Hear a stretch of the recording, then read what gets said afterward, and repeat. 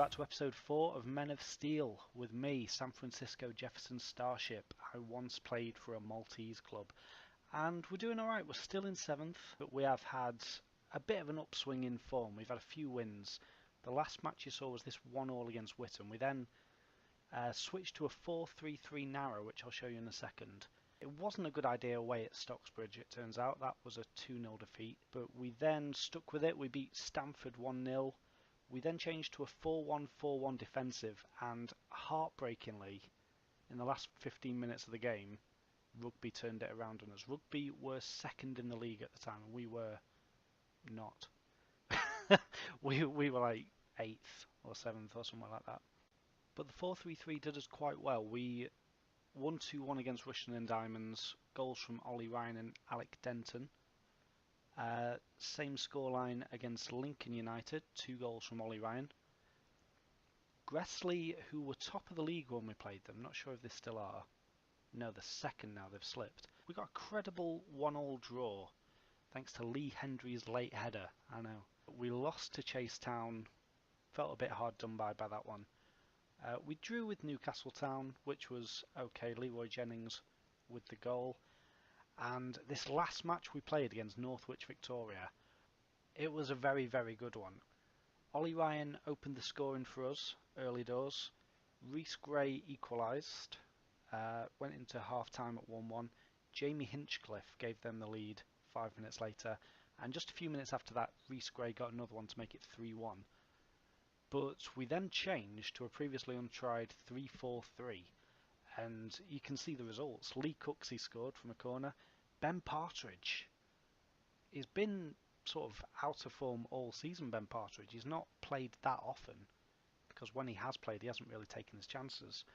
But yeah, he scored 2 goals, and yeah, good on him, Ben Partridge. Good to see that he's finally taken his chances.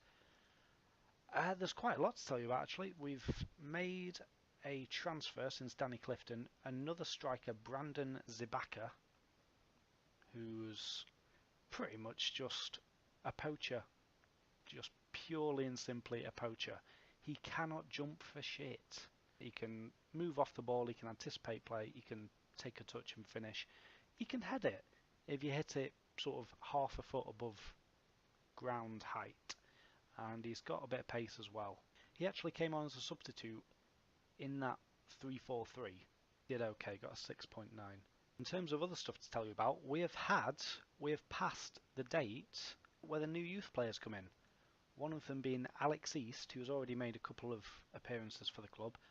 And look at these mental stats. Look at these mental stats. Future captain, Alex East. Remember the name. Really determined, skillful, iconic player to the other lads. Good team player, good work rate, decent pace, good fitness, good aggression, brave as anything. He can't really play football, but that's by the by, isn't it, at this level? Not many of the others can, so yeah, he'll do alright. The only other youth player I've given a chance so far was Mike Daly. He's a young poacher. He's got decent finishing, decent pace, bit of aggression, but not much else. He's very much going to be a work in progress over the next season or so. He's also injured at the minute. He got an injury that put him out for a month, and he's only part way through it. So we'll see how that goes. In other news, I've signed a contract extension, thankfully, so Men of Steel will continue for at least another season under the stewardship of Francis Jeffers. Just look at that face. So today's game is against Shaw Lane, who are 15th in the division. They'll be lining up with a 4-1-2-3 because that's the fashion now again. Lee Hendry starts in midfield. I'll tell you something about Lee Hendry. He's match fit. Lee Hendry is match fit. It's only April, and we've got him to match fitness. Yeah, so he's going to start in the middle of midfield between Potts and Jennings. Then our front three is Danny Clifton, Ollie Ryan, and Alec Denton. Ollie Ryan's been scoring a few goals recently, so is Alec Denton. He's enjoying this 4-3-3 very much, so good for him. The only drawback recently has been injuries to Ben Turner and Daniel Smalley are starting right back and left back. So starting in the fullback positions, we've got Liam Royals, who I've not really talked about this season because of just this situation. Just drink it in because of this. Yeah, I know. Left back is Ben Sampaio. He is a natural right back, but he's versatile enough that we can play him at left back and at least give Liam Royals a chance of doing a decent job. But yeah, this is the 4-3-3 narrow. It's attacking, it's fluid, we exploit the middle, we look for the overlap, sort of, because we have got very defensive fullbacks, but they wander up in support. It's direct passing and we work the ball into the box. So let's see how we get on against Shaw Lane. Also, Baldrick's in goal. I feel like that's implied nowadays, but I think I've mentioned it every episode, so Baldrick is in goal. Right, so Ronnie Warwork, not mentioned him in a while. Ronnie Warwork suggests we tell the team they're expected to pick up where they left off. I think that is a terrific idea. Take some of that momentum from the last half hour of the last game, where we turned round a 3-1 defeat into a 4-3 win. Okay, they're playing it through. Oh, they've scored. Waffula's scored. Count Waffula. Shaw Lane are ahead. To be honest, I thought that was still the intro highlight. I didn't think it was an actual chance, but I suppose it was going on a bit long. Canavan nicked it through. Heron nicked it through. That's so easy. Count Waffula with his pink boots. Pink boots at this level, are you serious? Let's just make sure we've got hard tackling on him. Pink boots. Right, here comes Crowley. He's looking for Count Waffula. Fleming's actually got there. Now it's Count Waffula. Ah! I don't usually give nicknames to opposition players, but I feel like we need it. Corner for Shaw Lane. Heron whips it in. Crowley heads it. Way off target. Brandon Potts. Ben Sampaio. Down the line for Alec Denton.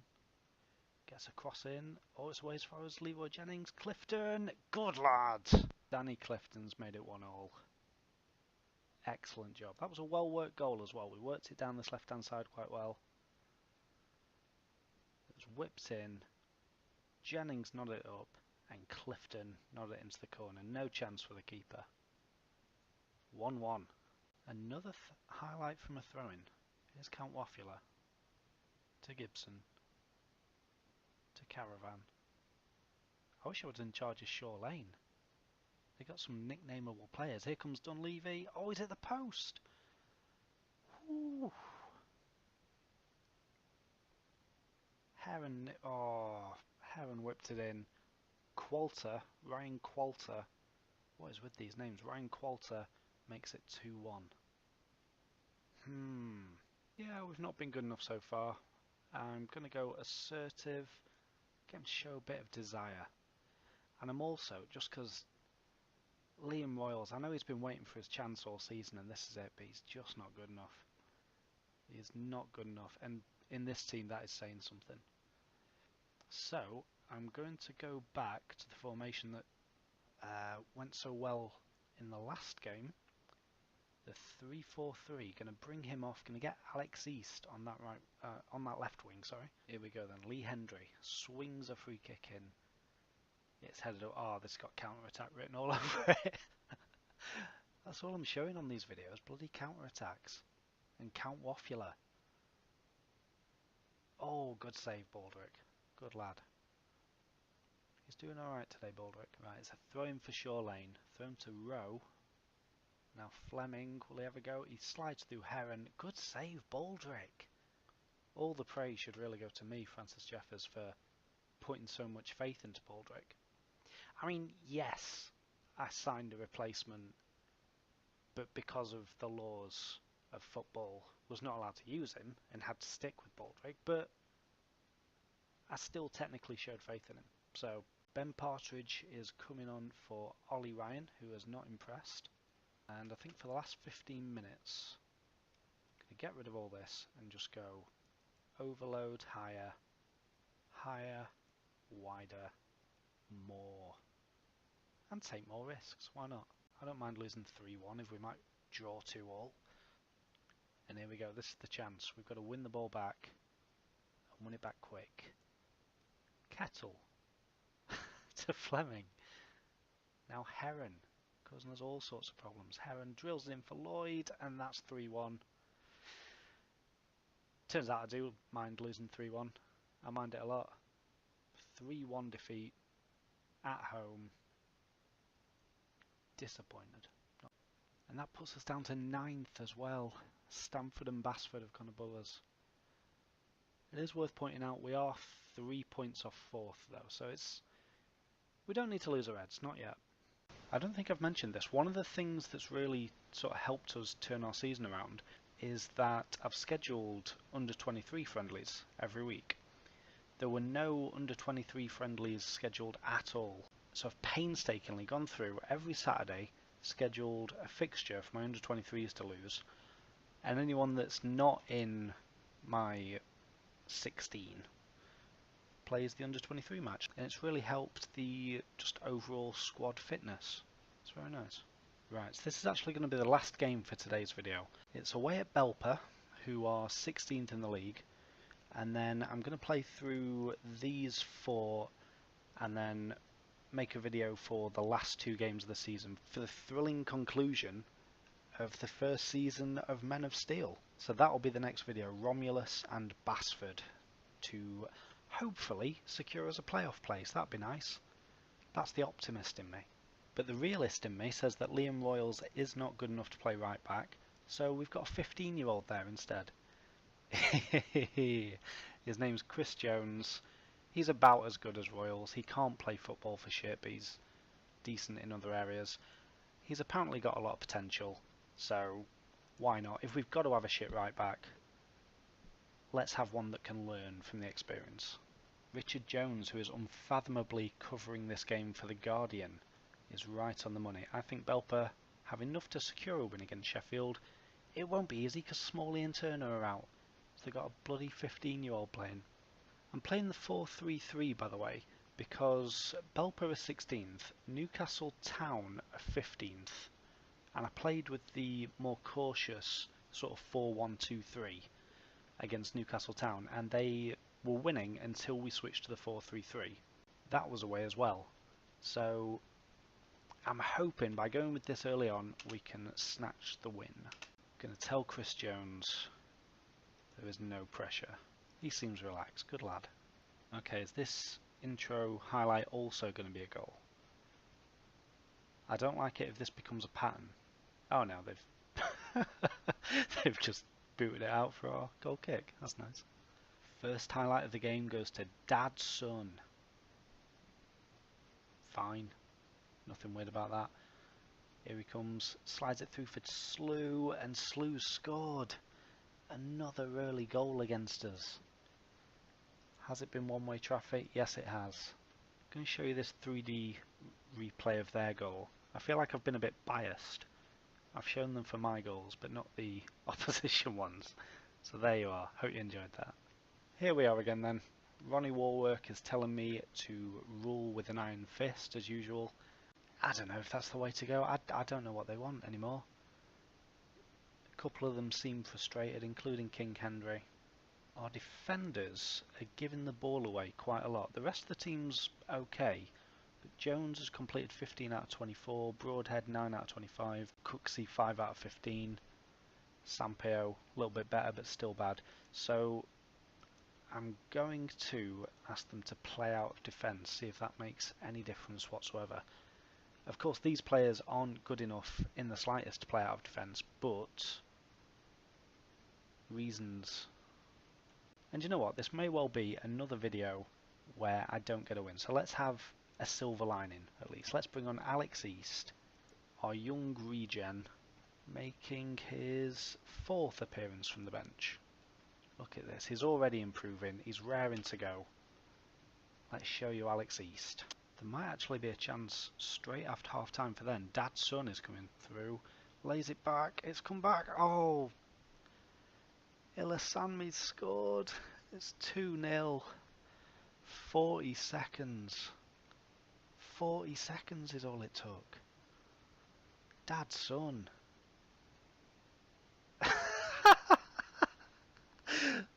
Let's just see that again. That brilliant piece of play from Cooksey in slow motion. Good lad.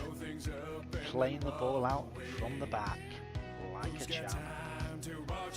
Cool guys don't look at explosions. Fuck. I've told him to go more structured for all the good it'll do.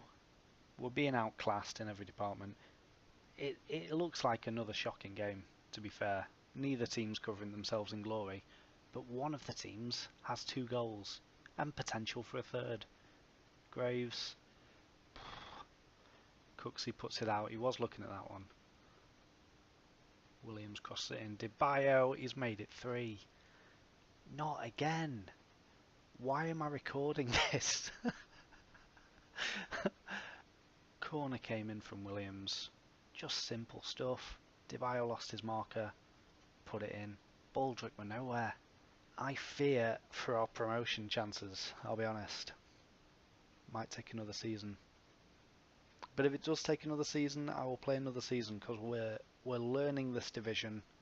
We're learning what it takes. We're learning who the bad players are and who can look at the ball when it comes to them. Sampaio blasts it down the left foot. East. Here comes East. Drifts it in. Ryan. Goal.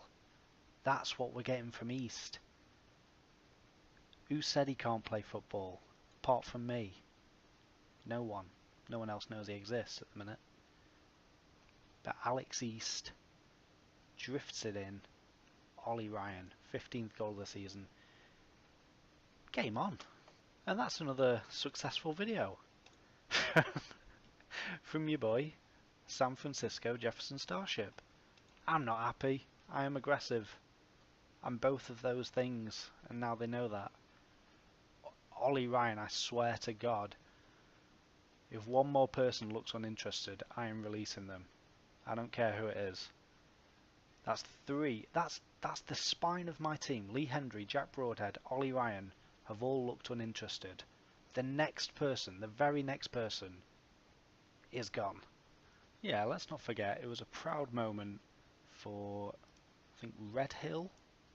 Yeah, Red Hill born Chris Jones, the 15-year-old right back.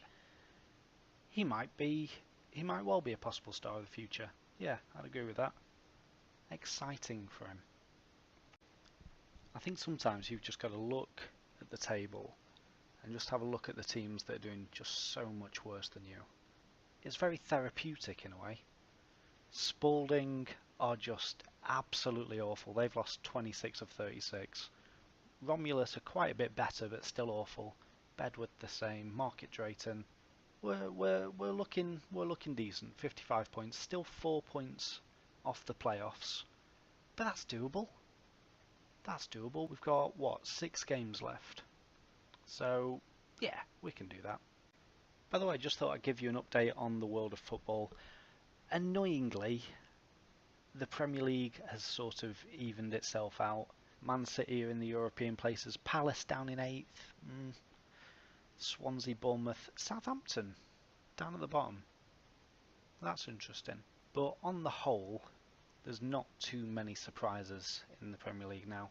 La Liga's looking pretty standard. Real Madrid comfortable at the top ahead of Barcelona and Sevilla. Samir Nasri's Sevilla. He's the 3rd top goal scorer after Suarez and Ronaldo. No Messi on there.